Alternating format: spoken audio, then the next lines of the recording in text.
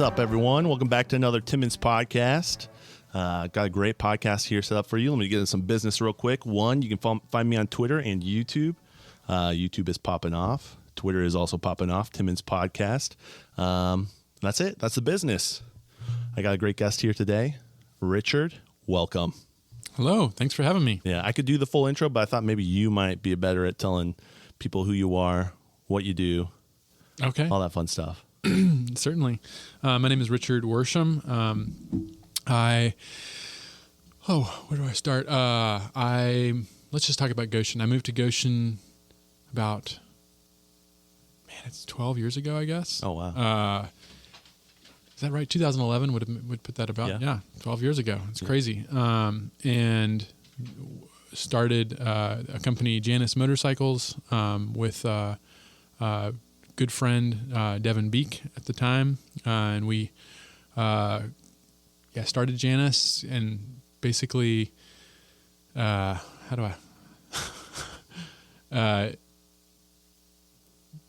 the startup existence. And I've been in Goshen except for a couple of years right at the beginning when I moved back to Virginia, where I'm from originally.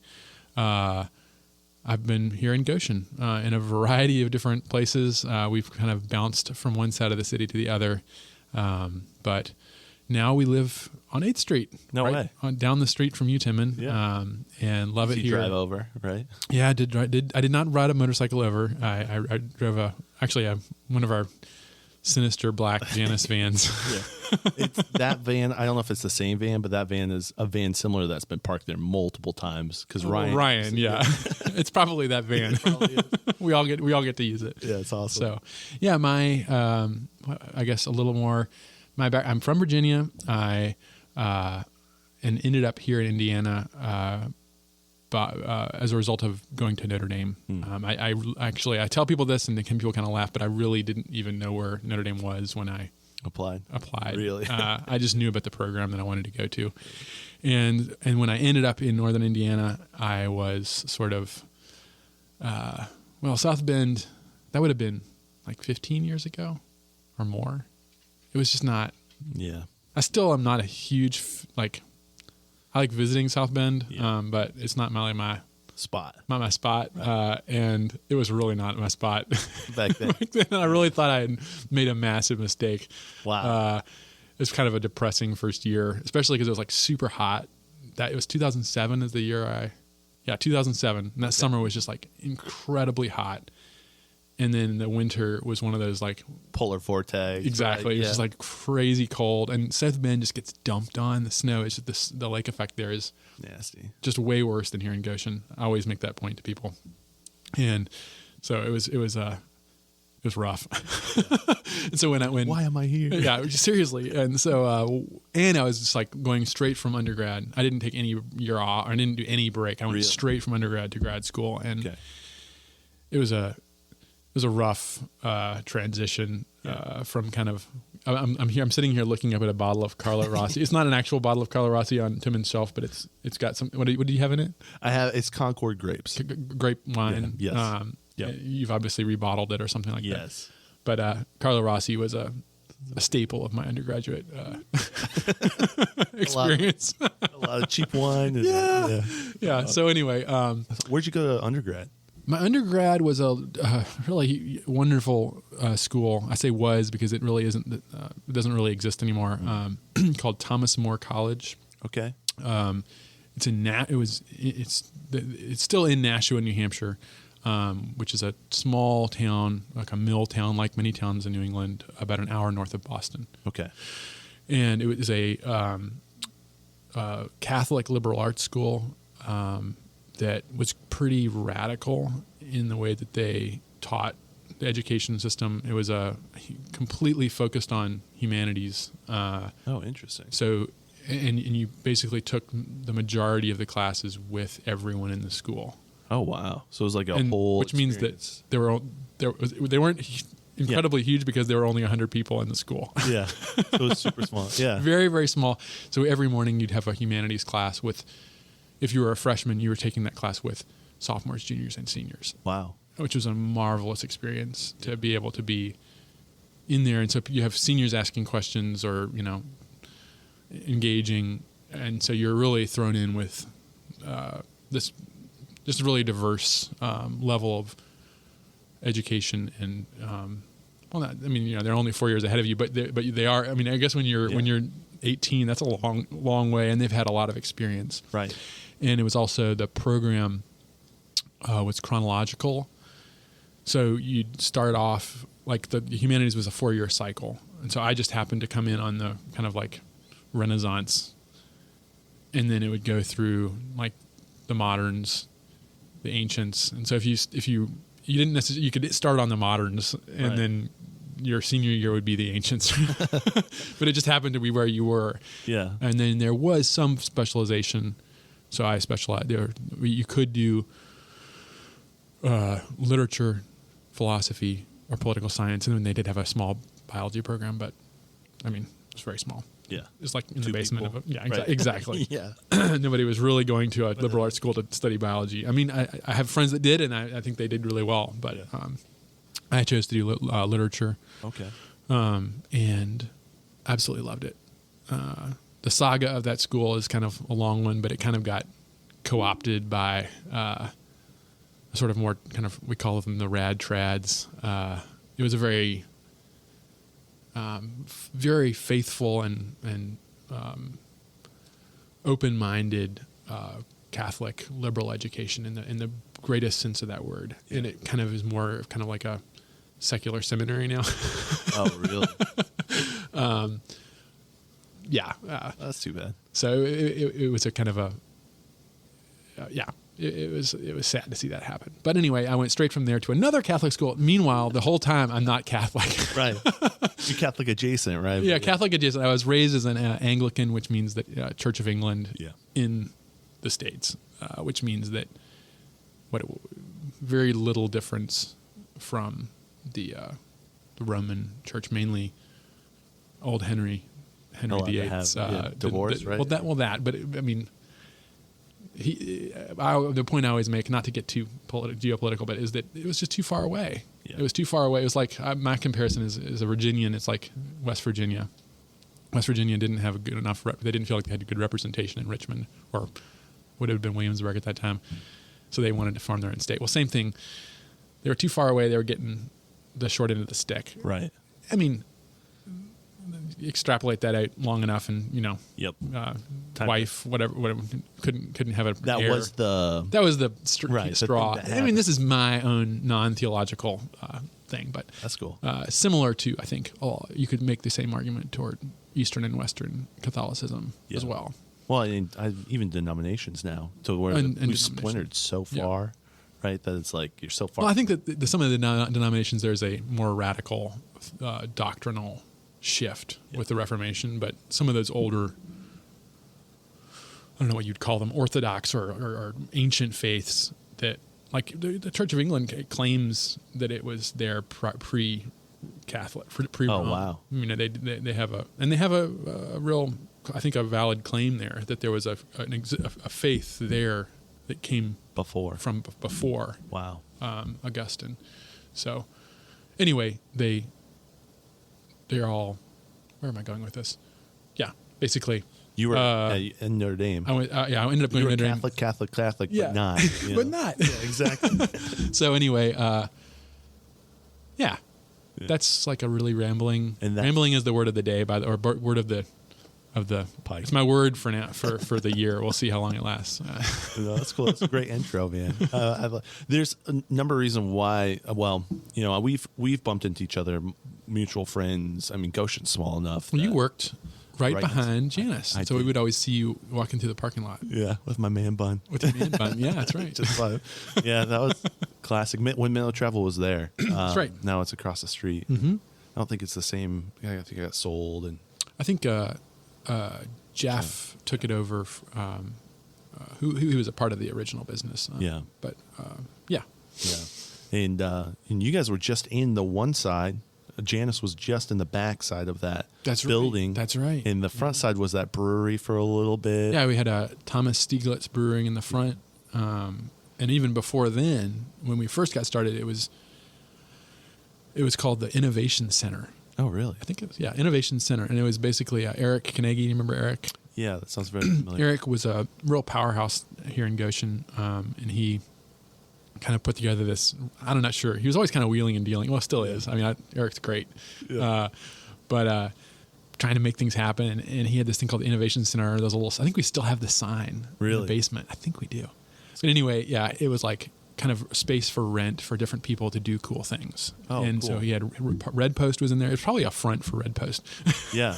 I remember Red Post. Yeah. Yeah. That so was like a tech or a I still don't know exactly. Like I can't really describe what they did because they kind of changed over time. Yeah. But it was a really neat company basically trying to do like signage and advertising, and it kind of morphed as they adapted to changing circumstances. They innovated.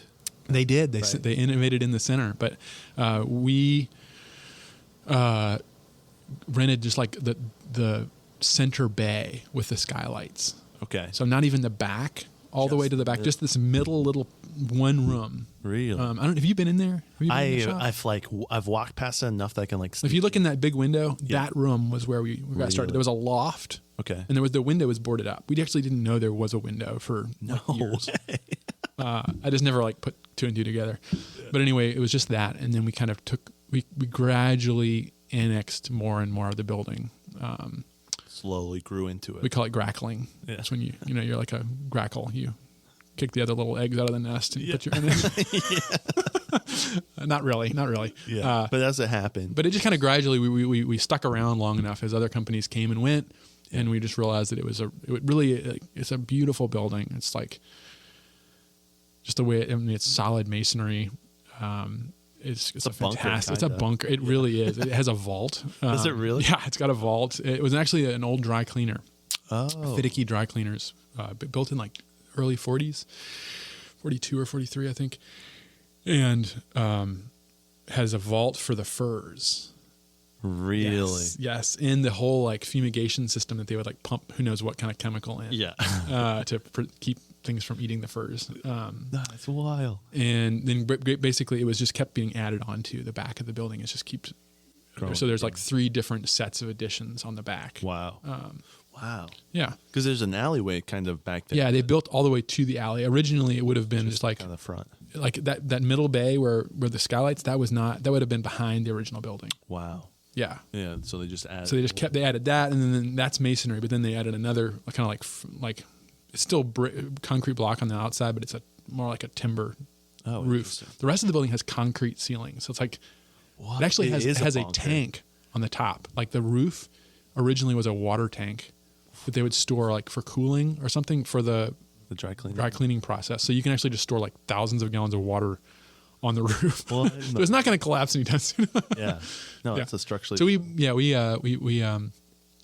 worked with Steve, the son of the owner, bought the building from him a couple of years ago. He's just good old boy. He's in Florida now. But he owned that family owned a bunch of cleaners around the area. Wow. Fiddicky cleaners. And they had I think at one point still, the sign was up when we were first there, Jackson Cleaners. Really? Yeah. Really cool, like a neon sign, which I don't know where that went. Maybe Jesse knows. Basement too, maybe? Jesse, no, it's not in the basement. I know that. Anyway, that's crazy. Well, it's cool to see you guys have. It's cool to watch you guys expand. Like, yeah. Seen that and just make a play. I mean, you guys are known in this area for your motorcycles. Like, just maybe not to the level of Notre Dame. Like when I go out to different places and they ask you where you're not from. to the level of nowhere near. But somewhat though. People maybe know about Janus, which is cool. That's really cool.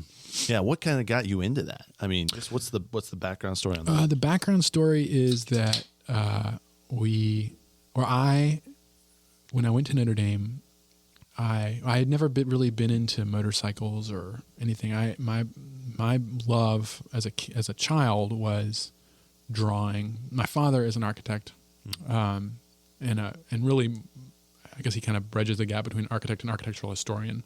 Really, probably more a historian. And my mother actually has a degree in architectural history as well. Although we homeschool our kids, and I was homeschooled, so I say they're second generation homeschoolers. Yeah, I was homeschooled as well. You were? Yeah. Really? So it's not as common to find it from our era to be homeschooled. Yeah. But it was definitely new. I remember as being a kid and just constantly getting, like, you go to the grocery store and why aren't you playing hooky or something? You know? Yeah. Nowadays it's like, no, I've never had anyone ask about our kids not being in school. Yeah. It's just at all. That is, yeah, that's interesting. Especially growing up in little rural Virginia, it was kind of like, what's going on with this? Why are you not in school? Yeah. Did you like camo? Yeah, right. Exactly. Sorry. Where was I going with that? Yeah. How'd you start Janus? Janus. Oh, and so anyway, didn't really. I was really interested in like drawing, obviously, because my father was always drafting things, drawing things up. He maintained. He still uses hand drafting. I mean, he'll use computer too, but he loves to continue the hand drafting. So I was, always, very familiar with drafting board, trace paper, the tools of the draftsman, and love drawing. And then also, and so cross sections were a big part of, just because I think it was just because I was watching what he was doing. He was drawing sections of buildings and stuff like that. And so I would do that architecturally, just kind of fun as a kid, sketching stuff. And then also somehow I got into cars. Like just, picture books, pictures of cars, Ferraris, whatever, I was just like, this is really interesting. And I really got into it. Yeah. And to the point of like friends that, I understand. It's like kind of a typical boy kind of thing, things that you're interested in. And, I love those Stephen Bestie, exploded. Did you ever see those books when you were a kid? Like exploded drawings of like tanks and the Titanic or trains, and he like blows the whole thing up and you can see inside it. Oh, and then you see they're all hand drawn though. Okay. Yeah. I think I know what I'm picturing. I don't. Or did you ever familiar with David Macaulay? He did books called like Pyramid or Castle or and they're like architectural drawings of like a castle. And then you'd see inside and you'd see how. Or Pompeii. He did one on Pompeii, and they're usually it's like a history of how it was built. Oh, interesting. Like how they constructed it. And so the one on Pyramid is famous because it's like how they built. It's his version of how they built the pyramid. Who knows? Right. There's lots of new theories on how they did that with water and other things. But aliens. No. Aliens, exactly. But he. Anyway, those kind of things were fascinating. So cars, and then my father, I guess he just maybe saw that interest, and so he started taking us to some vintage car races. And that was just like, okay, tipped me right over the edge. And I remember when I saw my first like Ferrari 250 GTO, and I was just like, okay, or a Ferrari F40. I still have the photographs I took on a film camera of a F40 in the rain. It had like water beads on it. I was just like, oh my gosh, this is amazing. So I started drawing cars. Oh wow. And instead of just drawing other people's cars, I immediately started doing my versions of them. And I had a brand name. I mean, it sounds kind of funky now given Janus, but like on a logo. And I always was just thinking about like, I took my middle name and added an I on the end. Okay. To be like Ferrari, so my middle name is a family name. It's kind of weird. It's Godin. Okay. So it's Scuderia Godini, like Scuderia Ferrari or Lamborghini, and of course Italian, right? Yeah. And then so it was just kind of, I had the logo and everything like that, and I was just kind of like kept drawing more and more, like hundreds of variations of things, and eventually got into like suspension, trying to figure that out. Still have some of the books I got as a kid of trying to figure out how suspension worked. Wow. Rudimentary stuff. I didn't really get it fully, but wow. So yeah, I was really, really interested in that, and then there was also this architectural fascination, probably because my father was interested in it, but also because and you're around it all the time. I was around it, and also because I was just naturally kind of was it was very appealing to me. So, how did I get into motorcycles? Then I think I got to ride on a moped. We messed around with this old moped we found in a barn and got it running, and I crashed it, and didn't want to ride it again for a while, and then I don't know what happened to it. Ended up happening to it. I think it was a Samadhi, if I remember right. It was long before I got into mopeds. Then flash forward, I think I was probably right before I went to high school. My father just randomly decided to get my mother a Vespa. Oh, no way. a vintage one. No way. And he, so we went and got this Vespa. It was really cool. We were all like really excited about it. And he's like, oh, how are we going to do this? So he got it for Christmas for it. And so he ended up putting it on the middle of the dining room table and starting it when she walked in. There was like, the dining room was like full of like 2-stroke smoke. Yeah. And then from there on, I remember the guy, this is some kind of like a grungy British guy, was the mechanic. And he's like, I'll teach you how to ride it if you buy me a 6-pack. My father bought him a 6-pack and he taught us all how to shift, which on a Vespa is a little bit funky because instead of having a foot shifter, it has a hand shift. Oh, interesting. So like it has a clutch like any other bike with your left hand, but then you rotate the whole handlebar forward or back. Oh. For a 4-speed transmission. To shift up, to shift down. So you shift backwards first gear and then you go through neutral to second, just like you would with your foot, just cable operated, right, up to 5th gear. Wow. So anyway, taught us how to ride it, and then we kind of terrorized Richmond, Virginia on that thing for. It's still. I have it in my garage now. Really? It hasn't been running in a while. My project is to get it running again. Yeah. It'll happen. But it was a 50cc, so it was like most Vespas are like 150, 200 cc's. This is like a little 30-mile an hour. So barely like it was a putter. Yeah. So anyway, that and then right before I went to college, I bought a 1970s Gorelli Super Sport, which is like a moped. Okay. But it's like, so when I say moped, I always have to say this. I don't mean a scooter, which is what usually when you see a little thing going on the street nowadays with floorboards, that's a scooter. Okay. It's not a moped. Okay. Moped means motor with pedals. Oh, okay. So it's like a bike. So we're talking about those like 60s and 70s that were really popular right after, especially in like I bet you 95% of mopeds in the States were imported in 1978. Wow. It was like a very big tight window when most of them came in. I think it was post oil crisis. You pedal. Yeah, you pedal to get it started. And then it just goes. Yeah. Yeah. It has a centrifugal clutch. Most of them are Pux, which is an Austrian brand, although a lot of them came from Italy. In Europe, they were very popular all the way back to World War II. Actually, Ducati started off with mopeds. A lot of those big Italian brands started off with 50cc mopeds. Pretty cool. And that's cool. Turned into other things. So anyway, I got that, and that was kind of like the springboard for me. Because and I guess I make it clear I was never interested in motorcycles. I always say I saw a crash when I was like maybe 10, a motorcycle accident, or at least the aftermath of the one, and it was like, ooh, yeah, scar. I don't think I ever want to do that because you're so unprotected, you know. It's just like I don't even think it was their fault. I didn't witness it, but I saw the aftermath, and it was pretty horrific. And that's typical for motorcycles. And that just happens. Yeah, it's nothing you can. People don't even pay attention. Left turns is the number one. People turning left in front of a bike. Really? And there's not. It's just one of those things you have to kind of confront that risk. That's what's going to happen. Yeah, I always say with a motorcycle, it's not if you're going to crash, it's when. Wow. Luckily, I've had several, so I just say, when's the next one? I hope maybe I'm done. Yeah, I think I got them all out of my system, right? Yeah. I've crashed right here on 8th Street, actually. Really? Oh, no. That was a single vehicle incident. When you're on a bike as much as I am, like especially test riding, you put yourself out there a little more. Yeah. Yeah.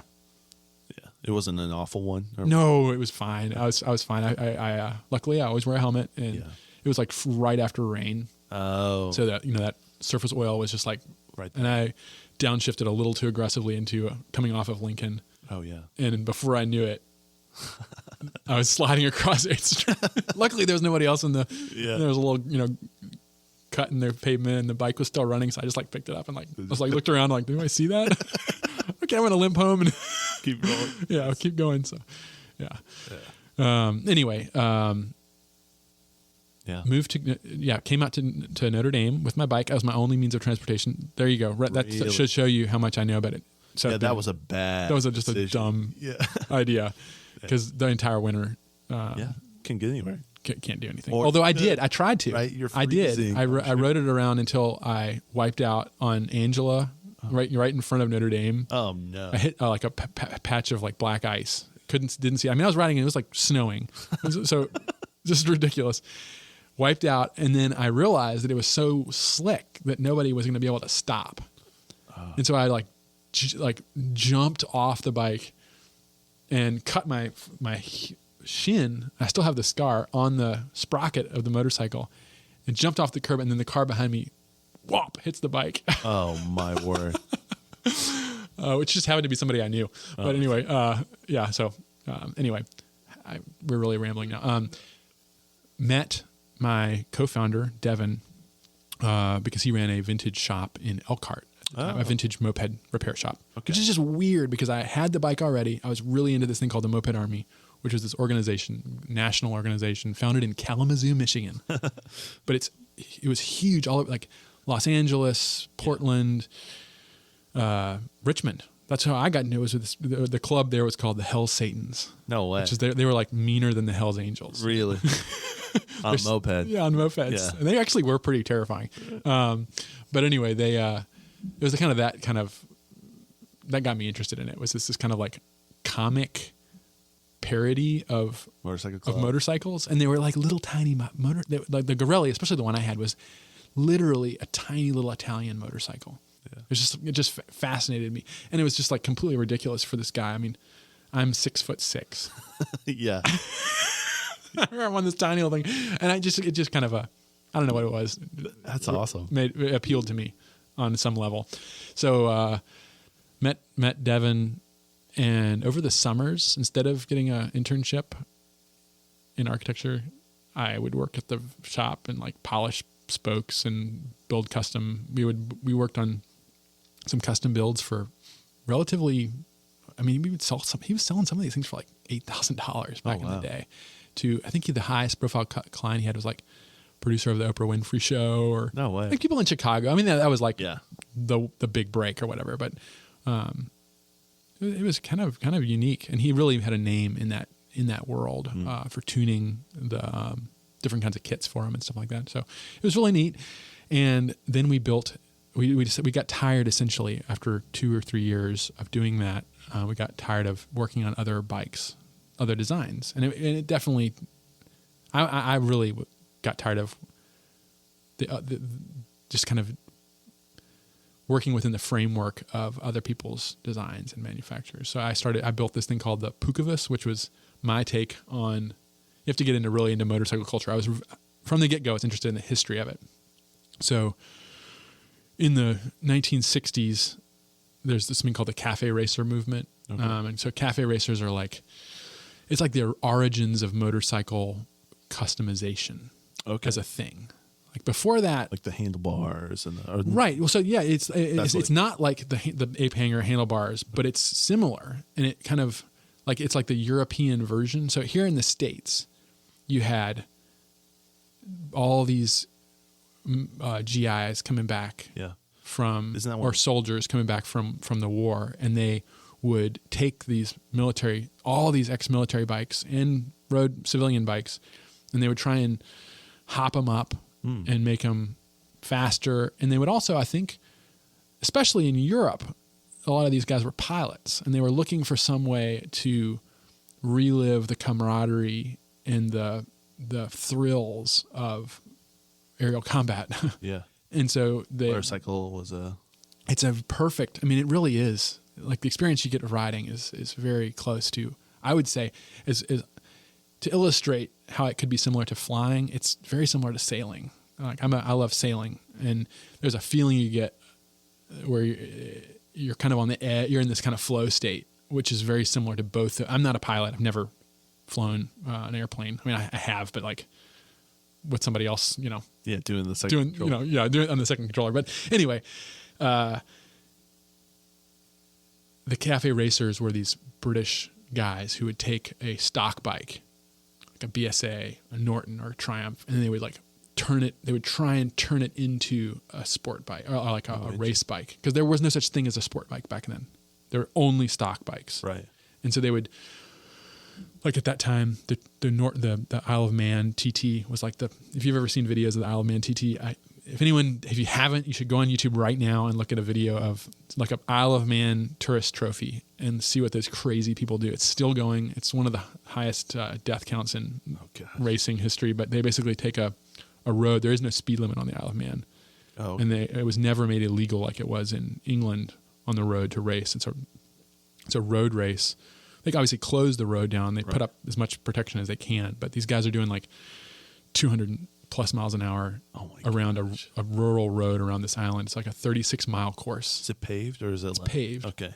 And they're stone walls, houses. They're going through like downtown. It's like, you know, and all you see is like, there's like just gone. There's sheep chilling. Right? Yeah, no, there really are. Yeah, and you can drink a beer and just watch them. These guys will come by like 3 or 4 feet in front of you. Oh my word! At 150 miles an hour. So anyway, all these major manufacturers were racing there, and these guys would basically try and turn their bike into what would look like and maybe perform something like one of these Grand Prix motorcycles.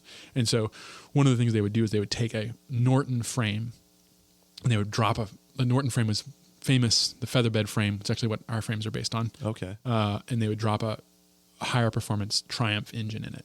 Okay. And they would call it a Triton. So it's a Triumph Norton. It was and they would actually paint the name on the tank and everything. Oh, wow. And it's just it's like the ultimate cafe racer. It's a Triton. Okay. And so I took a Puch engine and put it, which is like the most upgradable, highest performance moped engine. This is like a complete parody, but yeah. And then I put it in what I thought was the prettiest moped frame, which was a Batavus made in Holland, but they were completely unupgradable, slow as a dog. And I like basically shoehorned this engine in the other one and created the Pucavus, which is like a mix of both. Yeah.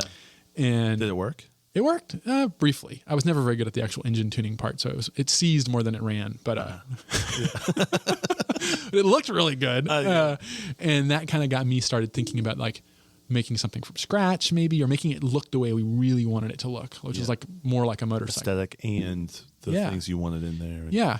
So we ended up falling in love with. And because of the mopeds and something, I've never really been able to put my finger on it, that small displacement thing. We were fascinated, primarily me was fascinated with 50cc Grand Prix bikes. So in the 60s and 70s, even into the 80s, there was actually a class of GP bikes that they raced 50cc. Wow. 30 miles an hour, if that. No. These things were going way faster. Oh, really? These things were screaming fast. They would rev to like 20,000 RPM. Oh, wow. Had like 15 gears so they could get up to speed. And oh, wow. They would, they were breaking, I don't know the top speeds, but probably pretty close to 100 miles an hour, if not more. Wow. But in order to get there, they had to make the bike absolutely minimal. Yeah. So these things are like 8 inches wide. Oh, wow. They're just slick as, I mean, you should pull up a picture at some point. Yeah. A Kreidler was a famous brand, or Derby was another Spanish brand. Kreidler was a Dutch or somewhere in the Netherlands. Incredible engineering masterpieces. And we built one like that. They called the Paragon. We were like, hey, let's just make one from scratch, and we'll make like half a dozen of these for our friends. So it was interesting that right from the beginning, you're like, let's make it kind of like a kit so you can make multiple of these. We're not going to make this a one-off. This is the blueprint. Okay. This is like an idea for something. And we, of course, only built one. It took us like 2 years. But it was through building that we found a network of people around the county that could make things like that and make a fuel tank and make fenders. And we still have the Paragon. It's hanging up right in the front of the shop. Really? If you ever drive by it and there's a light on a bike hanging up on the wall, that's the Paragon. And that looks like a 50cc GP bike. And that was really the start of it. So that's kind of like a really long version of how we got started. And then it's been kind of like recently I've been thinking over the story of Janus, and it's kind of like we've had 2 startups. Because the first version of Janus was like 2 guys in a garage, really driven by passion and not really a financial plan at all. No pay. We weren't paying ourselves anything. We had to, like in my case, rely on my wife to pay. She was working at Venturi. Oh, wow. To kind of basically keep us able to do what we did. And then eventually ended up moving back to Virginia to practice architecture for a year and a half, I think, before we met 2 awesome guys, Jordan and Grant, who helped us turn that into an actual company with marketing know-how and audiovisual, video work. Obviously, Jordan Schwarzenegger does incredible video stuff, and grant marketing and business acumen. So that's when we kind of restarted. Is that Grant that lived? Yeah, he lived right next to you. Yeah. Very cool. We didn't restart, but we started it on a different plane as a business. Yeah. And we started paying ourselves and hiring employees, and not necessarily paying ourselves very much, but at least it was operating in some sort of realm of business rather than complete passion, which is important. I mean, I think we've been able to maintain the passion part, absolutely, but we're also getting better at the business part. Like, you need a little structure. More than structure, you need profitability. You need you need to be able to. Certainly, when you have employees, you got to be able to take care of people and contribute. When did that second startup the second phase? It was like 2015, 2016. Okay. So right when we walked in the minnow. Yeah, right about then. And then that's when we kind of got EPA certification, stuff like that. Big things that you need to be able to be a manufacturer. Yeah. So, yeah. Wow, that's fascinating. I'm going to ask you maybe a little bit slightly different question. When you were in Notre Dame, what did you graduate with? Yes. Was that architecture? Architecture, yeah. So I went there. So I didn't really have any plan of being in architecture or studying architecture. I'm going to move this mic up. Go for it. If I can. I'm slouching. Does that work right there? That's fine. Okay. Yeah. I mean, obviously I had a literature degree. I was really in love with poetry. That was like my thing. We got to study in Rome for a semester. Oh, that's cool. Obviously, we studied at my undergrad. Oh, your undergrad. Okay. And at Notre Dame. Okay. So I got to spend a lot of time in Rome. Yeah. But fell in love with art, poetry, and architecture. Just because you're in a city like that. But I was teaching like summer class, little kind of like middle school classes in poetry, and really loving it. Kind of introduction, kind of poetry appreciation, essentially. But loving poetry, I didn't have any real plan of what I was going to do. And my father had studied under a architectural theorist named Carol William Westphal, who was at the University of Virginia at the time, and then he was actually, I think he was the dean at Notre Dame for a while. And at that point, by the time I graduated, he was teaching a theory class in architecture, and I can't get into too much. I mean, it's a deep story, but I've been really interested, especially my junior and senior year in undergrad, in the theory of architecture. Not so much like planning on practicing anything like that, but just like the theory of like modernism versus traditional architecture. Yeah. And I just had a very deep appreciation for tradition and the traditional concept of imitation, which is very different from the modern approach. The modern approach, which is that rather than imitate the past, you want to divorce yourself from the past, and the logical direction that takes is in the modern concept of like the genius, who the way that you create art or anything of value is an expression of your personality. So it's everyone's personality coming into buildings, right? And there's no, So there's often no. Well, not only there's no tradition, which I mean, tradition is only as good as it is, but but not only that, there's no continuity. There's no common set of things that the people that use the buildings can latch onto or understand. And you have to start from scratch every single time you do something. Yeah, every project is a new, opportunity for you to express your genius. Yeah. I'm trying to be as generous as I can with that, because there are beautiful modern buildings in there. And I hate modern. I hate it. I'm sorry. I'm a traditionalist. Okay, it's cool. You could be as nice. Well, I'm saying this. I'm not just apologizing for it. I really do appreciate new things, but I think it's really important to say that the basic concept behind modernism, that expression of the individual, is essentially destructive. Hmm. It cuts you off from what it means to be a human being. And it's in that sense, it's very dangerous. But it was in response to a kind of stultified, very overly overwrought, overworked classicism that had kind of things had gotten to by 1914, right about that critical time period when everything had just worked itself into this kind of froth, and it was very easy to make fun of and to destroy. And that's what happened. Yeah. So anyway, I was very interested in all this, mainly coming from a poetry background. We studied the poem that every sophomore is required to do a project on at my undergrad is The Wasteland. Oh, okay. T.S. Eliot. Yeah. Which is like kind of the poem of the 20th century, I think some people would argue. I don't claim to understand it on any deep level. I certainly appreciate it, and I think everyone should be familiar with it if you're, since it's such it kind of like describes modernity. Written in 1921, I believe. Oh, really? So right in the wake of World War I, kind of confronting the horror, the reality that was, and preparing for the next horror. Yeah. So anyway, interested in the theory of architecture, which is where I saw that conversation happening about tradition. And T.S. Eliot also wrote an amazing essay called "Tradition and the Individual Talent," which, I mean, right there, those are those two words, tradition and the individual talent, like how you actually, what it means to be a traditionalist. And he's talking about literature. Not what it means to be a traditionalist. Don't be a traditionalist, be a human. Right. What it means to be human and to participate in the human project. Yeah, the experience. The experience, yeah. Rather than whatever alien thing it is that we're maybe currently involved in, the modern right project. Towards it, yeah, exactly.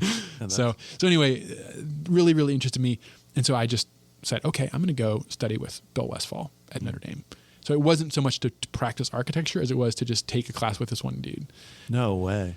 And I mean, good Lord, it was so impractical. I racked up, Lord only knows how many, I don't even say how Billions much. of dollars. No, yeah, exactly. Hundreds of gazillions of dollars in debt to do that. I don't regret it. Yeah. Notre Dame is not a cheap place to go, especially if you're not a great student. Yeah.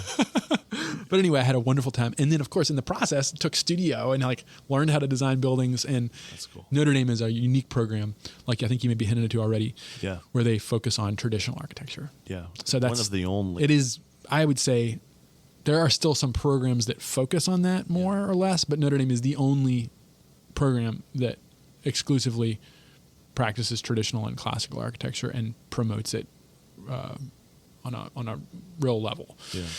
Every other so I have two family members who both are architects. Mm-hmm. One graduated from Notre Dame. That is so interesting. And so we talk a lot about that traditional and modern, and Mm-hmm. you miss something too. Like the traditional piece tells you how the philosophy of how things were built. Mm-hmm. This is kind of how they explained it. You know, this is the blueprint. You can deviate from it, but this is how it was. This is the history. This is the understanding. And then when you go into modern, it's expression. Well, it's not only this. It's not a set. It's not just like that's. You're absolutely right. I'm not contradicting you. I'm just saying. Well, I'm paraphrasing. Yeah. Right. So I would just add to that traditional architecture or classical architecture is not a set of rules that make it all the same. It is a set of rules that have been deduced from the human experience over a period of millennia. These are the principles that work. These are the things that we have discovered since prehistory to make our built environment function properly. And Bill Westphal, my teacher there, he basically says that he talks about the purpose of buildings as opposed to their function. And we won't get into too much detail, but there's different types of buildings. There aren't that many types of buildings, and they look like what they do. Oh, interesting. So a place of worship looks like a place of worship. A store looks like a store. Like an A-frame looks like an A. It's sort of like that, but the purpose of the thing. Okay. It expresses what the activity that's going on inside of it. So just one example, maybe if you ever seen a round temple. Yeah. The purpose of that is veneration. So the temple of the Vestal Virgins in Rome, for example, is a round building, and it's for venerating, which veneration is when you it's like what Catholics venerate the Virgin Mary, for example. It's like this activity that's circular that goes around something. And same thing with like a courthouse. Yeah. A courthouse is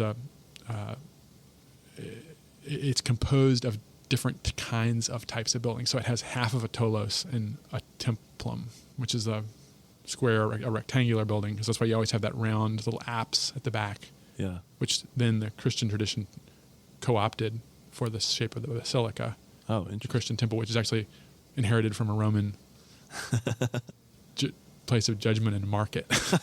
Really, really cool. I mean, we can just dig deeper and deeper and deeper. And it has all these meanings that bring that judgment into church, kind of in a way. Well, right. I mean, that's the place of Christ.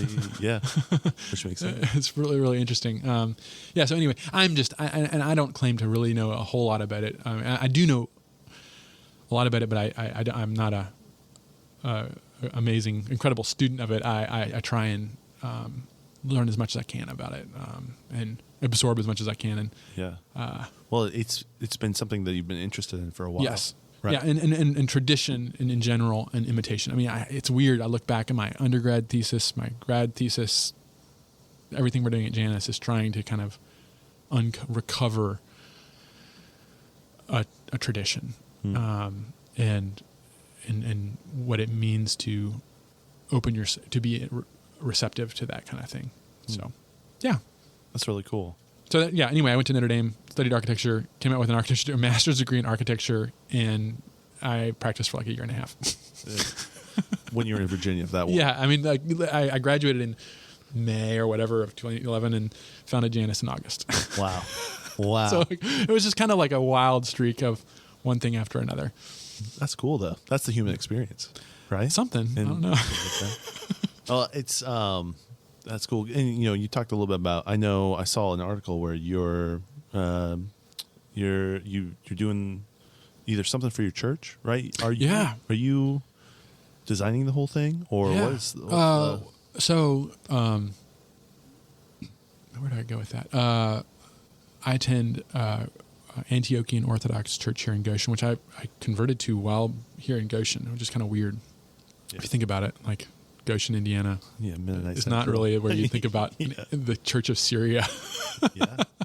But anyway, and it's weird for someone who went to so many Catholic schools. I was in Rome, both with an undergrad, grad school, and then I did an internship in Genoa, and we spent our second daughter was born in Italy. Oh wow! Lots of time over there, and I thought a lot about Roman Catholicism.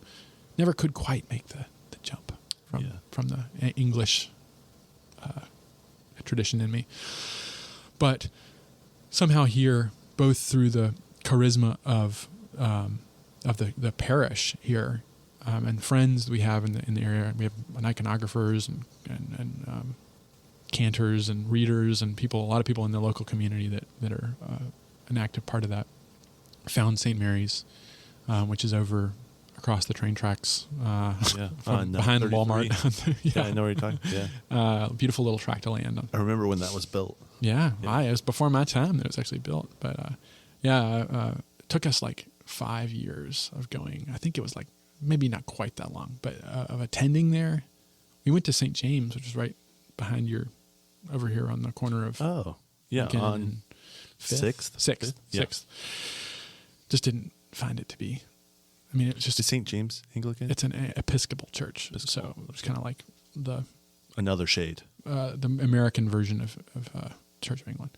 Gotcha. Which is, I mean, essentially where my tradition comes from, but then didn't go the same place. We changed directions in the 1970s, probably, at least in the East Coast. Yeah. But didn't find that really to have any real meaning or substance. And definitely found the meaning and substance at St. Mary's, which is a Eastern Orthodox Christian faith, and fell in love there with everything that is that, my family and everything. So about man, it's been a really long time. It's been longer than I realized. But in 2018, we kind of kickstarted the idea of the fact that we were way too big for this building. Even then, we knew we were. It's grown probably now more. It's just like yesterday was absolutely packed. It was just out of control, and we didn't have power, so we'd open the windows to get like cool enough because there's so many people in there. It's just wild. That's awesome. Yeah, it is wonderful, and it just forces us more to confront the fact that we need to expand.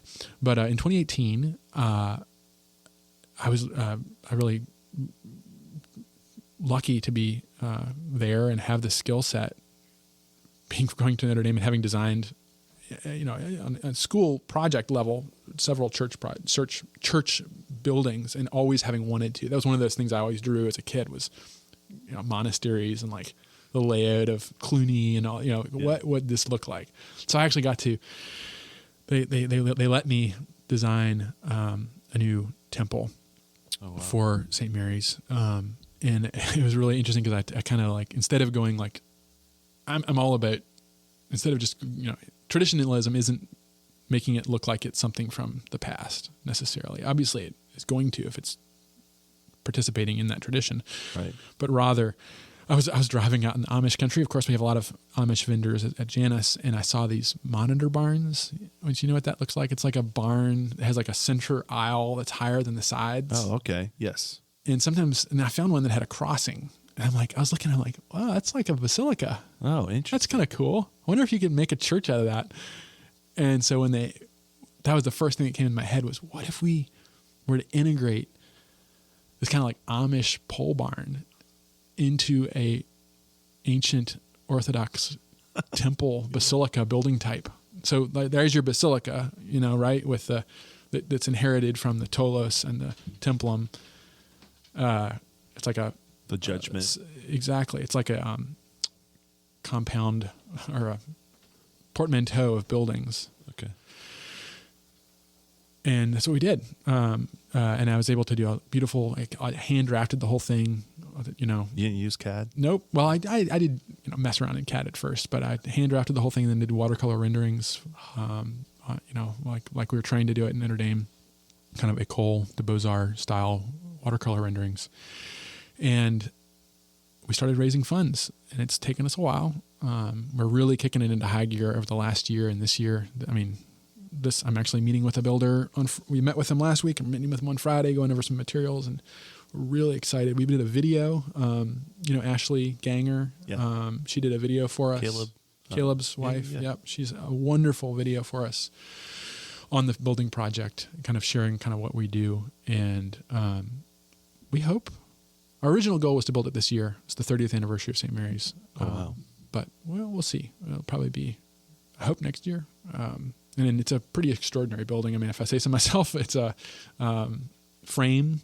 So it's not going to be masonry, at least in the current, unless we get a massive endowment. But I think it will fit the surroundings. It will be like a good building as a good neighbor to what's around it. And it'll fit into this kind of pastoral Amish countryside. Is it in the same general location that? Yeah, it's actually right next to the existing building. So we're kind of, like I mentioned monasteries, and our goal is to create this sort of compound of buildings that have, so like between the new building and the old building, there'll be a beautiful courtyard with kind of like a cloister. And then we're eventually the long-term plan is to integrate this whole campus plan based on early Christian church typology with a courtyard of the catechumens, which is where the, neophytes gather before they go into the church. There's a lot of symbolism and tradition there. We have an amazing iconographer here in town, Brian Whirlidge, who will be doing all the iconography, and I've been working really closely with him on kind of the architecture. We always ask ourselves, Father Matthew asks us, why are we doing this? Are we doing this to make this a bigger building? Partially, but that's not the real purpose. The purpose is to embody our faith. And so that's really what the building, it will be a physical manifestation of the faith. So you'll have, right down to like where the icons go. Oh wow! The pattern they make, the symbolism of all that. There's just this massive amount of whole schools of thought based on that. And it's so exciting. It will not happen overnight. It will take many years to do. Just like any great project. Some of those cathedrals took several centuries to build. Still, we're hoping a little faster than that. But yeah, I was in Barcelona and I went to the. I'm losing it now. But the huge, massive. The Sagrada Familia. Yes. Yeah. And it started 100 years ago. And it still's going now, or whatever. And that's not that long compared to some of the ones in the medieval cathedrals took centuries to finish. There's still Notre Dame they were still adding stuff. Viollet-le-Duc in the 19th century. Oh wow! A lot of that stuff that burned actually was from the 19th century. Was newer. Yeah. Interesting. Viollet was adding more things to it. It's pretty cool. That's awesome. How'd you transition into your you said that you were Anglican, and then how did that transition? I was just talking to a guy at church yesterday who he's a really interesting character, but he comes from a kind of a evangelical background, and a lot of our congregation does. Yeah. And how do I say it? Like, I think he was looking for something with more meaning. Like lots of people today, I think that there are people out there that describe the current time and existence a meaning is we're living in the meaning crisis. And people like John Vervaeke is a cognitive psychologist, another great podcast you should check out. But he's really been the best person at naming it the meaning crisis. But I think a lot of people are looking for something that has meat on the bone, so to speak, rather than just kind of trying emotional. But not trying to make concessions and just kind of meeting you where it's easy for you. People want to be challenged. They want to be called to meet something that's outside of themselves. So like as a poet or whatever, I'll say the transcendent, right? We can call it that without being too explicit, right? Something that's outside of the immediate realm of practical utilitarian existence. Yeah. So anyway, interesting. You asked how I converted. My background was in traditional Anglicanism, so that means like. How do I say this? Did you say very, very traditional? Is that kind of the... Yeah, it was like Episcopalians 50 years ago. It's not really that different. Not that far ago. Not that long ago, It was it's a Church of England. So I'm actually reading my daughter's right now a book called... That's one of my favorite books, called A Swarm in May. Okay. And it describes... I was talking to this guy at church yesterday about it. Like, it describes why...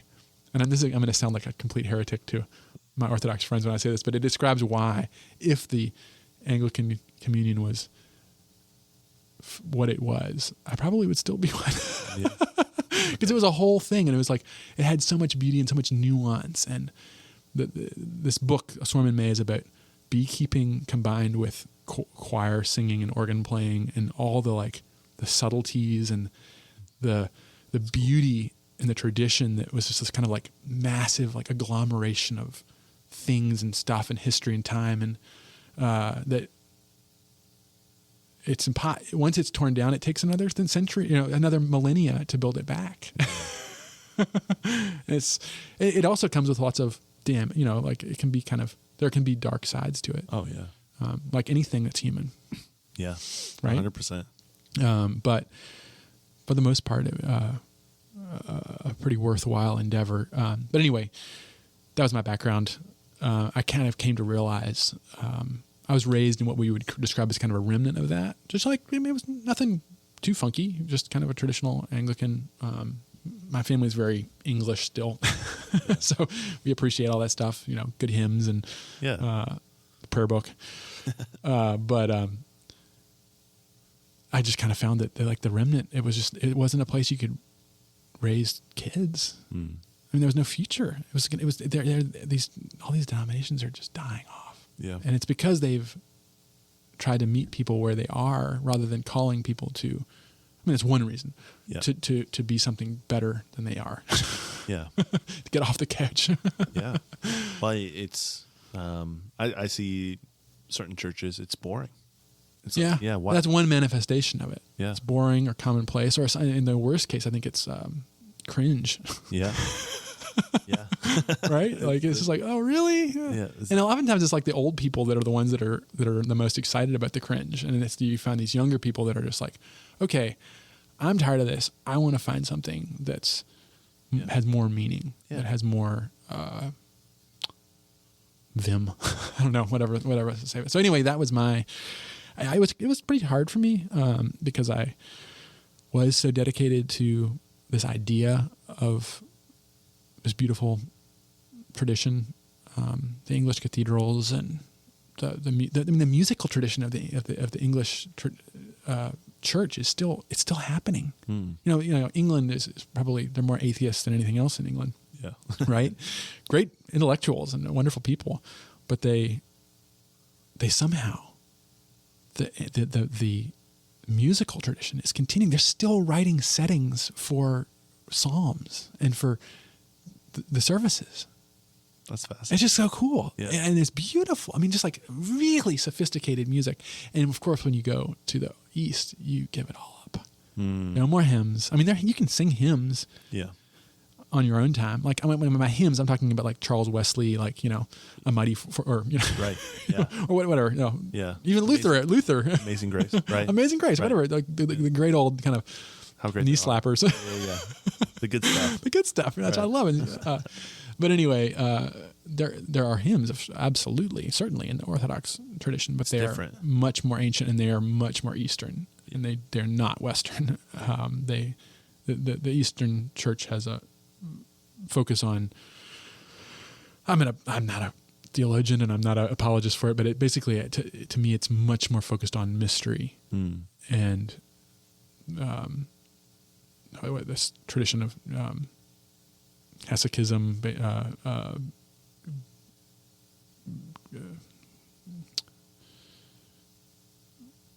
Yeah, I guess the best way to say it is mystery, and it's kind of like becoming one with God, becoming God, theosis. The older I get, the more I realize there's a lot more mystery than I ever thought. And they don't like explain everything. Sorry, go ahead. No, I don't know. That's there's something to that though. When you start putting God in a box, right? It's like, well, then you're God.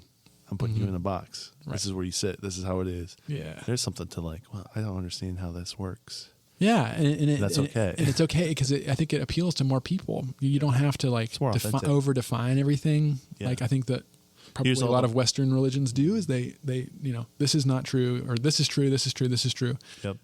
Whereas the Orthodox tradition, I think, you know, they have their councils and they define a couple of things as not being true. Yeah. That's all they do. Really important things, but yeah. You got to have some guidelines. Right. Arianism is, you know, that's a heresy. Yeah. Arianism would be, what is that? Oh my goodness. You're going to really challenge. I'm sorry. Arianism is basically, it's like the nature of Christ. Okay. Saying whether he is fully God or fully man. Right. Or both. Yeah. And it's the Arius was basically saying he was one. He was not fully what we recognize as both. And that's something that I think all Christians can agree on. Yeah, right? I think most do. Yeah, yeah, yeah. God is 100% human and God. Right. Yeah. Right. Though there maybe are some denominations that think he's probably one or the other, but right. I think the majority. I think you get out there. Okay, I see. I'm tracking with you. I'm not a me either. I'm always learning more about it, but it always kind of most of it goes in one ear and out the other. I like the stories.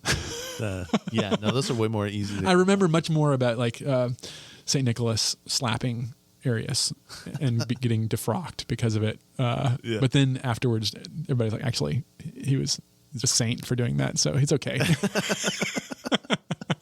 That's the story that I remember. Yeah, it's so much better. Yeah, that's interesting. So when did that switch happen? Oh, I don't really remember. I think it was probably around the time we moved back.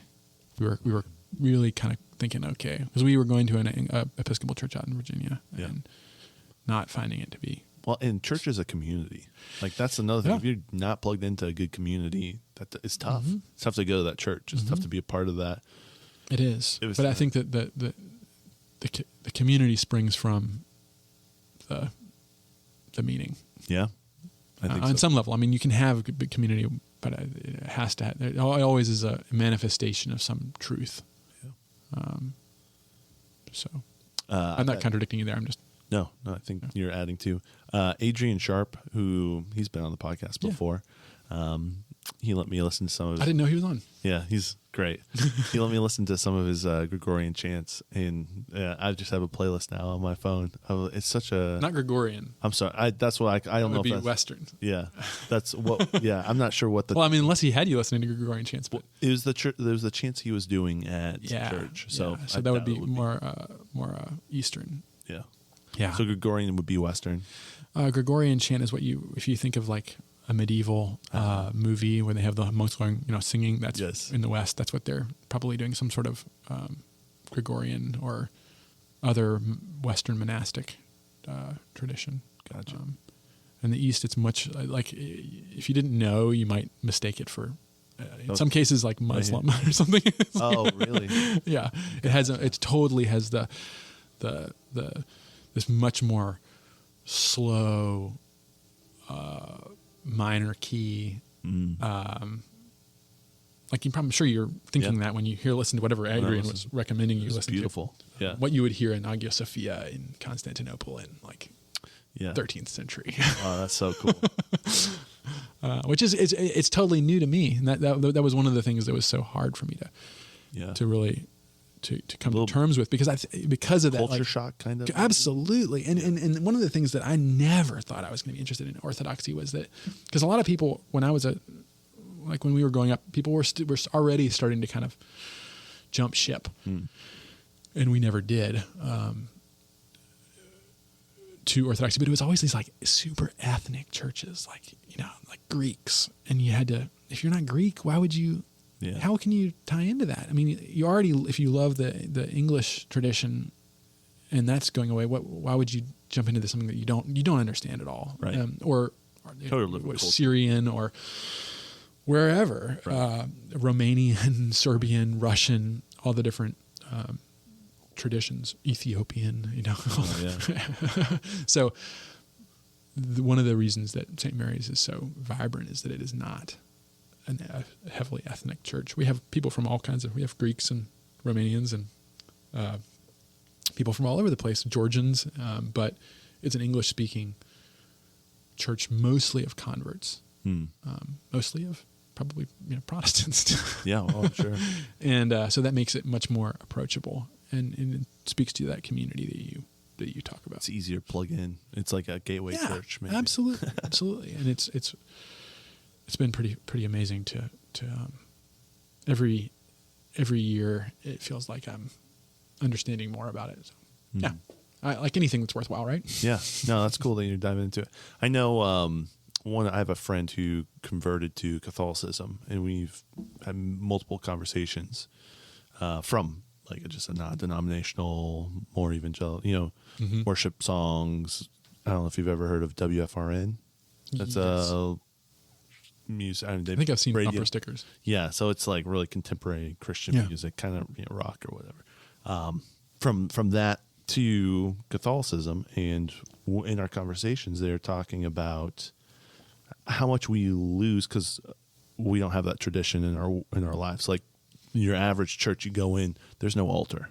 Right. There's no symbolism. They don't take communion all the time. It's, communion happens at my church once every 6 months or something like that. Oh, yeah. Which, if you're a peasant in the Middle Ages, maybe you'd have it once a year too. But. Yeah, right. Peasant in the Middle Ages. You're just in the field when they ring the bell, you get down and kneel and say you cross yourself. And they get no, I'm just kidding. Yeah. Yeah.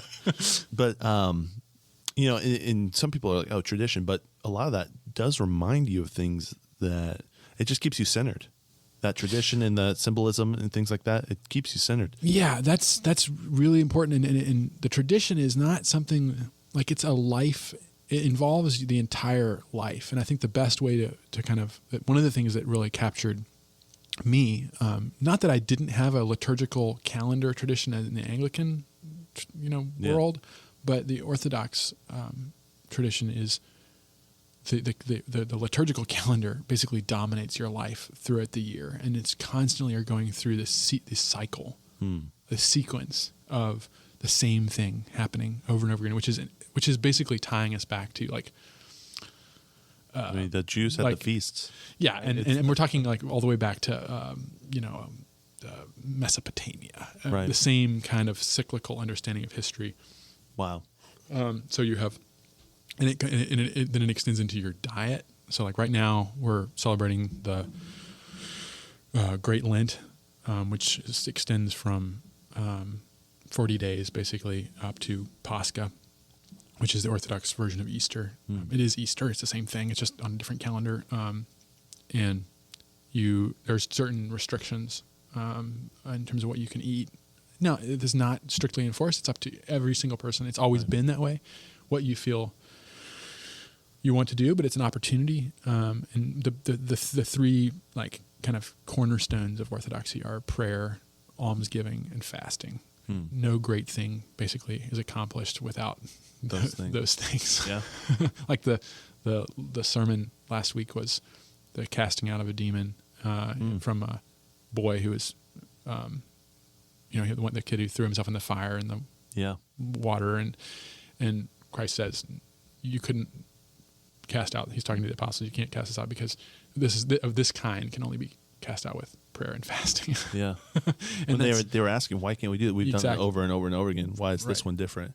Right. He's like, prayer and fasting. Prayer and fasting. And so that just is a constant refrain. And so when that starts happening, that's the tradition. All of a sudden you start realizing, when your life is revolving around this cycle and you're starting to become familiar with it. Like every year you approach it a new way, or you try and do a better job or whatever.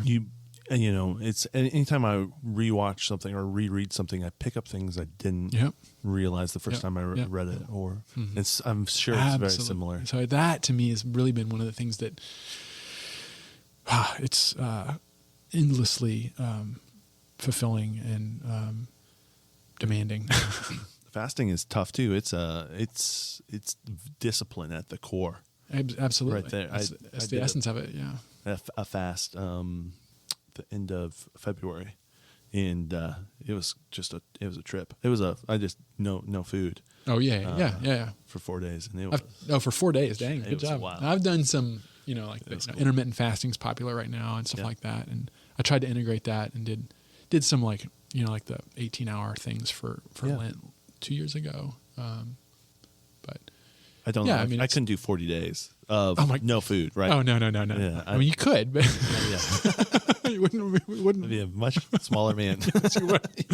And everyone does it differently, and it's not something that you like try and make a big deal about or anything like that. It's just like it's really a personal thing that it's really powerful. And it has to do with that. Anyway, it's really beautiful. But when you talk about the tradition and how it transforms, it's really transformative. It transforms you when you're not just going to a place. That place is where is your entire existence. And of course, I'm only living that partially. It's always a kind of striving for getting more out of that. But that's really cool. So it's really, really beautiful. And I think that's something you're going to find in any meaningful faith tradition, whether it's Buddhism or Hinduism or Islam or whatever. You're gonna see similar Scientology. Probably not Scientology. You're gonna find similar. I'm not saying not being pluralist by saying that, but you're gonna find similar aspects because those are things which are innately human. Yeah. And that they're tying into that. So that's Yeah, I said that. I think that's perfect. That's really cool. Well, that's cool to hear that experience too. Mm-hmm. Thank you for sharing that. Yeah. I don't think I don't know where my listeners are or where they're at in their faith world, but growing up here in Goshen, there's really one type of, other than Catholic, there's really one. I'm very familiar with your normal, I would say normal Protestantism here. And so we're in the Bible Belt. Yeah. This is how it is here. It's interesting. But we're not. It's kind of unusual here too because we have the Mennonite thing. Yeah. Which is a little different than other places in the Bible Belt. Even it's not Baptist. Not many miles away from here. Yeah, it really is. Yeah, Goshen's so unique. I really do appreciate Goshen for the diversity that's here. The different you have the Latino and the Amish, and even like the Ukrainian, Russian communities here. They're pretty prevalent. Serbians. Yeah. And sorry, not Serbians. They're Ukrainians. Up on the north side. Yeah. And it's I just love that. You walk out of a restaurant, you can hear multiple different people in different languages talking. Yeah. I always wonder what it is about Goshen. I think that's a big part of it is the diversity and on some level the progressive nature and the liberal. I think the college pushes it. The college, in a really good way. But then you have the Amish that is almost like the very conservative, and you see the polarizing pull of it. But then you recognize that. That's what I always have to tell people. I always have to remind everyone that the Amish are radical progressives. You realize that, right? Like, explain to me that. What do you mean? When they were founded, that was like think about Quakers or Amish. These were radical progressive sects detaching from the way the rest of the world was going. And if you really dig down deep enough, they absolutely still are.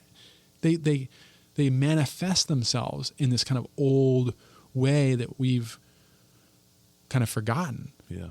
But they're probably the most radical progressives out there. I'm not even being facetious when I say that. No, we're detached. The project that they're involved in is incredible. Yeah. I mean, whether it's for you or me or not, I don't know. But right. Yeah, it's for them. And then you have the progressive college here. Yeah. Mennonite. That's what the Amish split from, right? Yeah. So they're further out from, but somehow this is all like in the same place, metamorphosized or adapted, let's say, to modernity in whatever way, and whether you think it's good or not, it's pretty amazing, and it does. I think I always remember coming to Goshen, from Elkhart or South Bend. I talked about earlier how South Bend was so. I'm not knocking on South Bend. Don't get me wrong. It's okay. I like South Bend. I think what they're doing, a lot of their urbanism is really awesome right now. It is cool to see them revitalize. Yeah, absolutely. Yeah. But to show you how bad South Bend was, Elkhart was always like really cool place to go when I was living in South Bend.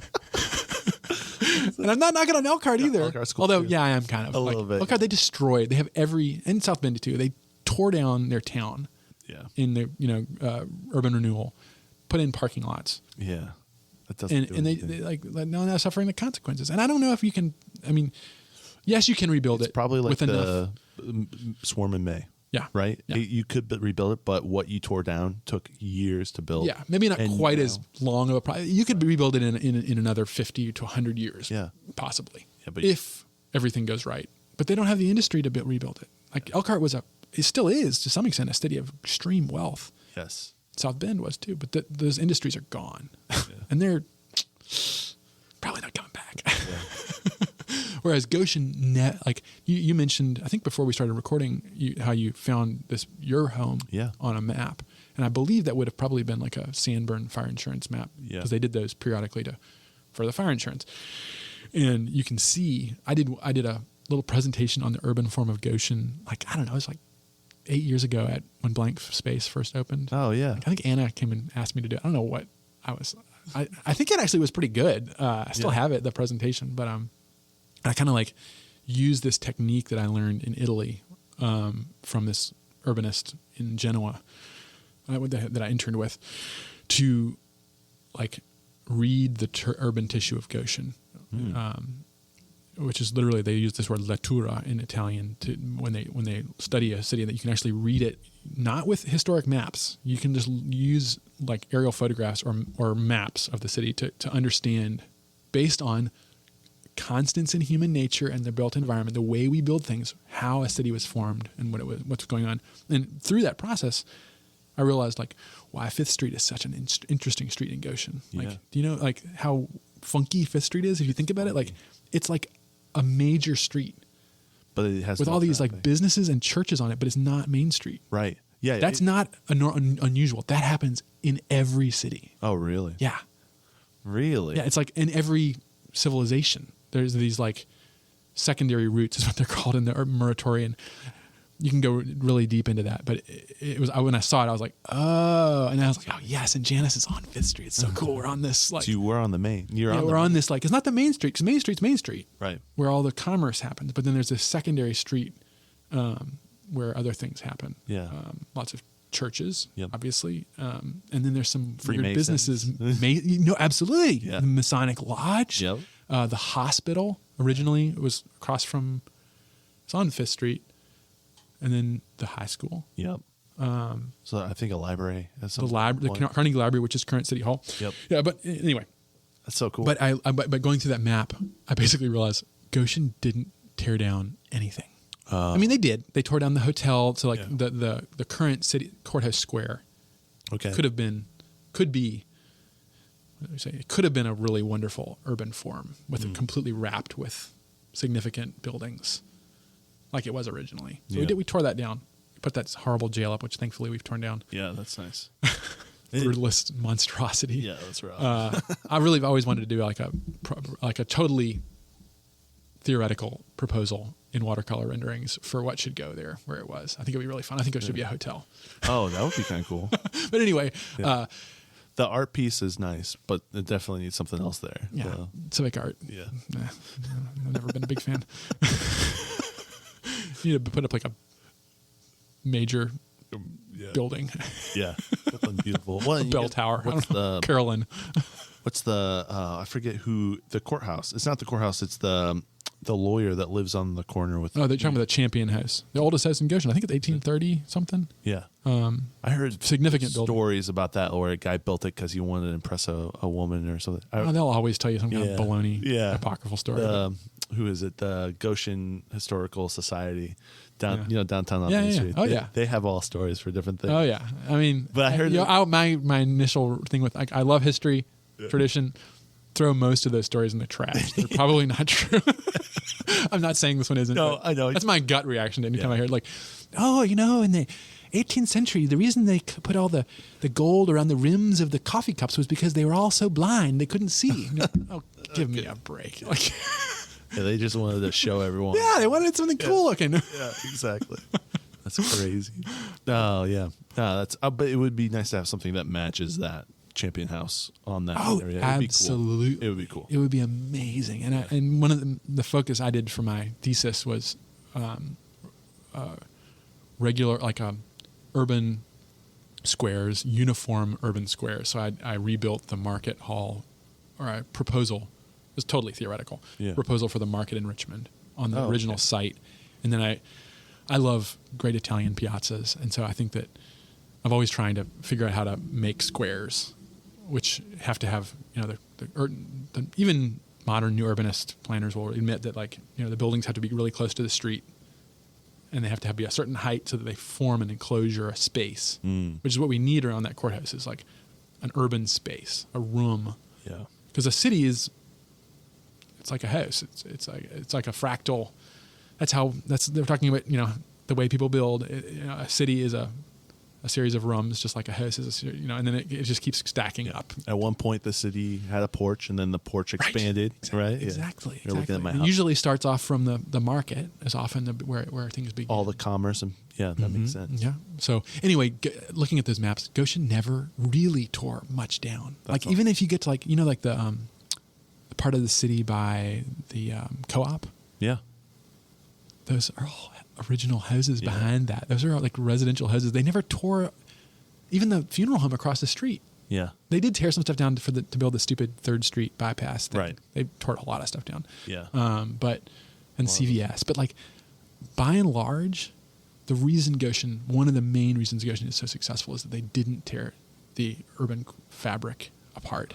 I didn't realize that. And then we have people like Dave Pottinger to thank for maintaining or realizing that what was there and making sure that it didn't get destroyed by people like, well, I won't name names, but Heiser. Never mind. Okay. No, like former councilman. Okay. Yeah. Hey, Heiser is just a shame because he sits on these things and doesn't let people. Right, David Heiser, whatever his last name is, doesn't let people buy him. Many times I've tried to buy like when we were poor and trying to find a place to house is just sitting here. Yeah.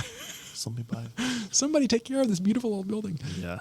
It is. That is one of the things that I do get sad about when I see beautiful buildings chopped up into 6 apartments, things like that. And I was like, oh man, it was cool at one point. Yeah, it's still cool, but it's now less. Yeah, it's 1/6 of that's cool. As long as it isn't torn down, and it's you can always remake the inside, and people are living in it. Yeah, that is true. I mean, it's obviously a shame especially if it's an architecturally significant building to do anything like that. It is. But, man, I have other questions. Go for it. Okay. I mean, you tell me when we need to be over. I'm having fun. Okay.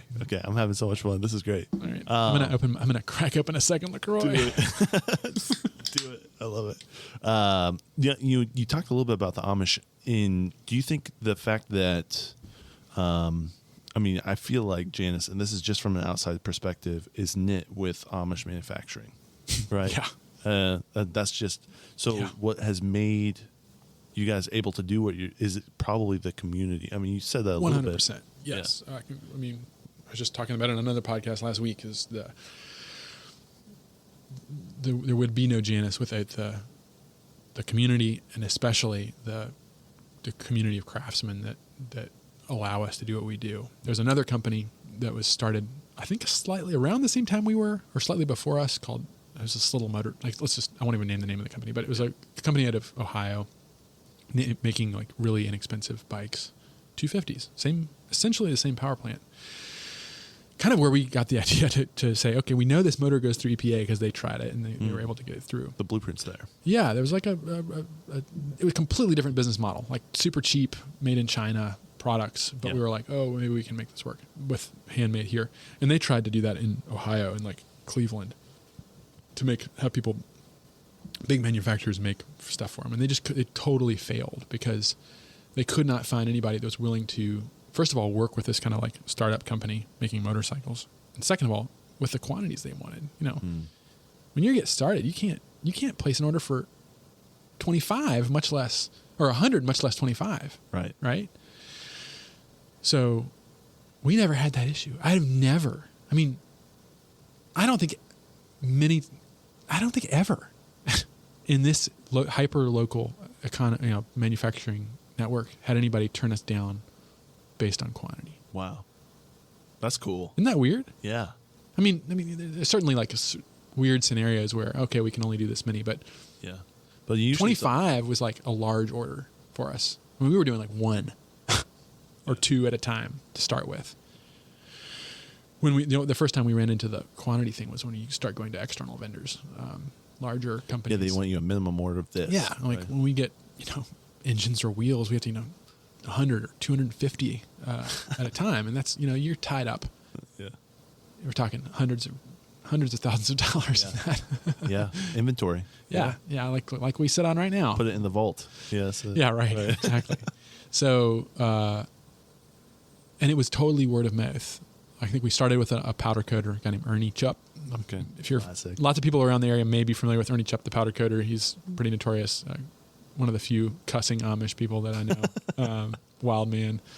But he pointed us in a lot of different directions to find people that could do. Like our main fabrication shop told us about Leroy, and we found him, and then we asked him where to go next. And that's where the guy who makes all our leather saddlebags and seats and battery covers and all the leather work we do, all our bags, was the teacher of one of the brother of the guy who worked at the shop, and his brother now, the leatherworker's brother now does stuff for us in a different, just like this. That's so cool network that that allowed us to do what we do and is willing to work with us and willing to let us kind of essentially shut up shop in the back of their barn to develop the first prototypes and get this started in this really impractical way that we did, which is really driven by a dream of passion, something that was totally different. Yeah. And not market research or trying to fit an existing need. There was no need for what we did.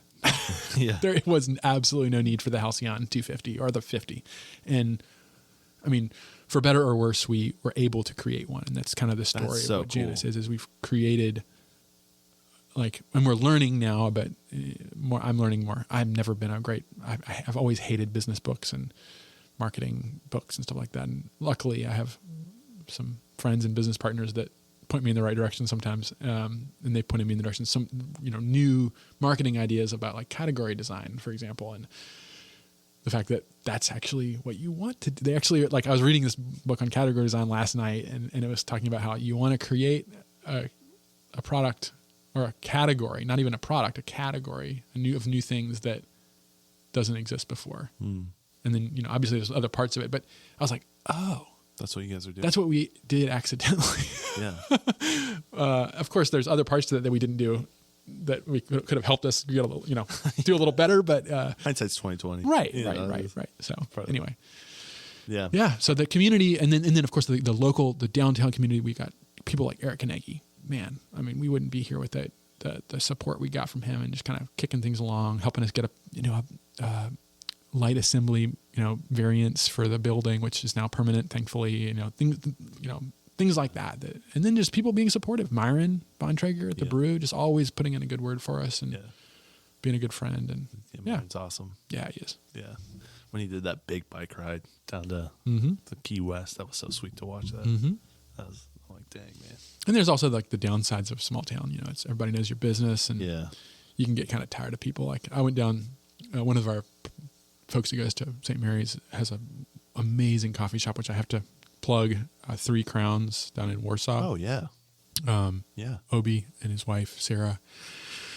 It's in the alley.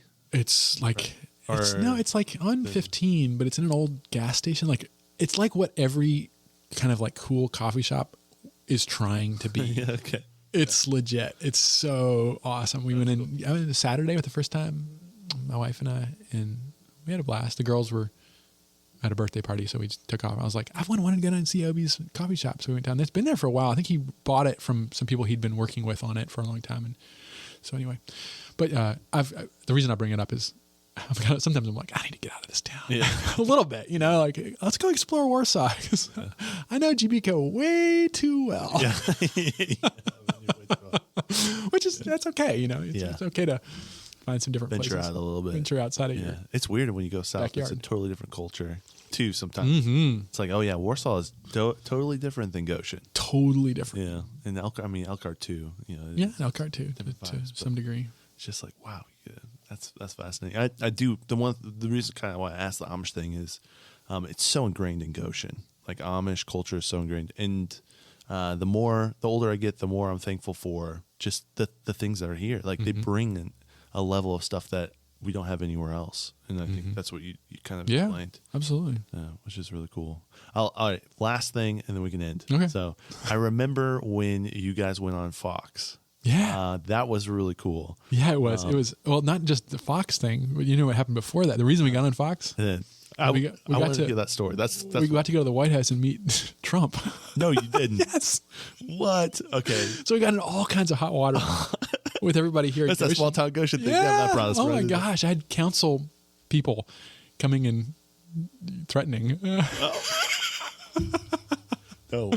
I mean, dear people, friends of mine, I have utmost respect for, but it definitely caused a story. So yeah, we got invited by the president to represent Indiana manufacturing, and so we drove our little white van, into the White House gate. It's like literally like a giant CAT scan. Yeah, they make you do off-site somewhere on the Potomac with all these guys and deep state, whatever it is, surrounding you, and the car literally goes through like a scanner.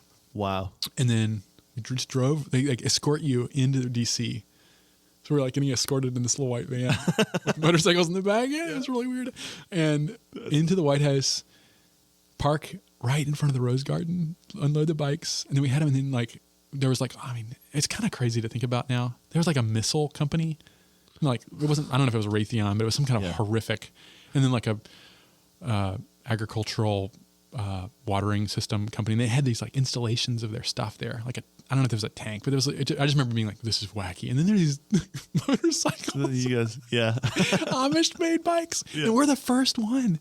And so I'm like standing there, like, okay. And then everybody like preps everything, you know, like they're like getting us ready. And there he comes out of the Oval Office, or the Oval Office in the Rose Garden. I don't know. I don't even know the ways, but he comes down and he's just like walking, and I'm just like thinking, "What is going on?" That's so wild. And shook our hand. Yeah. And I just remember the only thing that I remember going through my head was, man, his hands really are small. It was so surreal. It was really weird. But I mean, like, you got to think like, it was pretty cool to be able to be there. Significant. And that's so significant. And to be able to get that kind of level of exposure. And my take on it is, you know, I do the same thing for any president.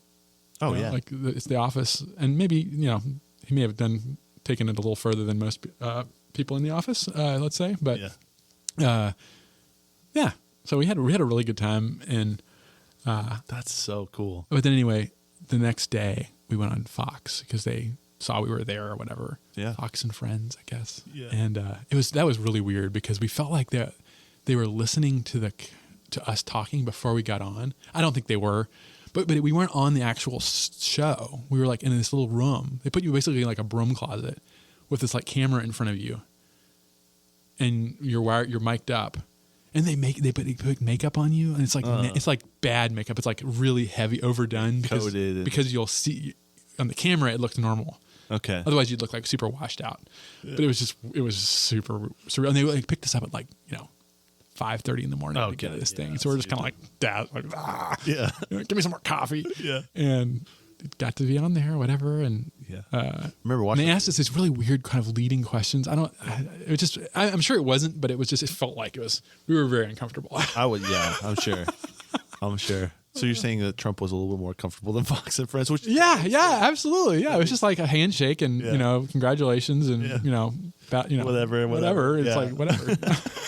That's wild. I remember seeing that, and it was cool to see you guys like, and you know, from Goshen, just to see, it gave me a little pride. I'm like, that is so cool. Mm-hmm. You guys are doing that. Yeah, it was wacky to be there, and then to kind of to start to feel a little heat when you get back, like people getting mad on both sides. Yeah, like because then you know we have, I don't know how much detail I want to get into, like.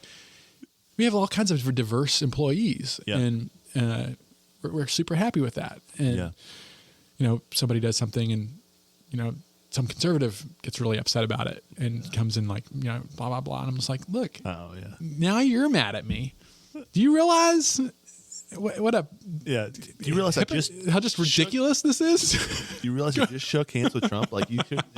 Yeah, right. Like I don't know. Yeah, but I just have no sympathy for that kind of level of partisanship, and the kind of like it's dumb. All the hand wringing and well, it's because like to circle it back all the way around.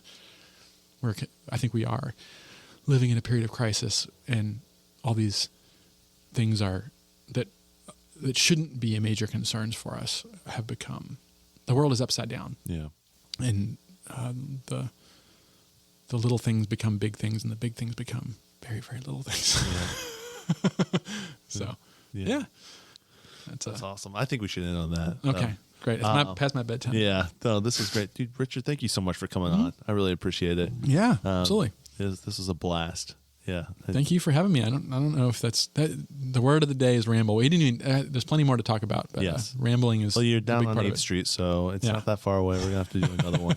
That'll be fun. Yeah. Where can people find you if they want to get a hold, or you know, whether it's Janus or wherever you want? Yeah. So plug yourself. Weirdly, I don't really do social media.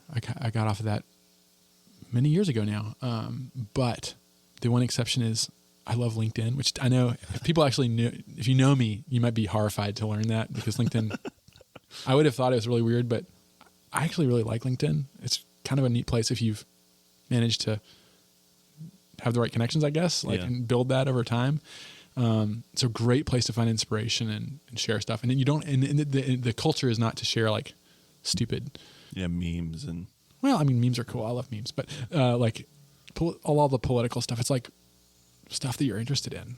So you can find me on LinkedIn or the Janus. I mean, I'm affiliated obviously with Janus, so Janus Motorcycles and all of our social media. It's on all the normal places, but, or if you want to find me, I'm usually at my desk, right downtown behind the electric brew or the ignition garage in the old dry cleaner, which is now Janus Motorcycles. So stop on by, check out some motorcycles. Very cool. I'll post those links to your or to LinkedIn and stuff on the show notes and stuff. So cool. Well, thank you so much for having me. I mean, this is it's kind of fun to not talk too much about Janus. I mean, we did talk about Janus, but whatever you wanted. Good to talk about other things. A lot of times I just feel like it's that's the line I'm always talking. Yeah. Nice you got your notes. You got to go here. No, yeah. It's whatever you want to talk about. That's what this podcast is about. So cool. Well, it's been a pleasure. Yeah, it's been great. See you guys on the next Timonspodcast. Peace.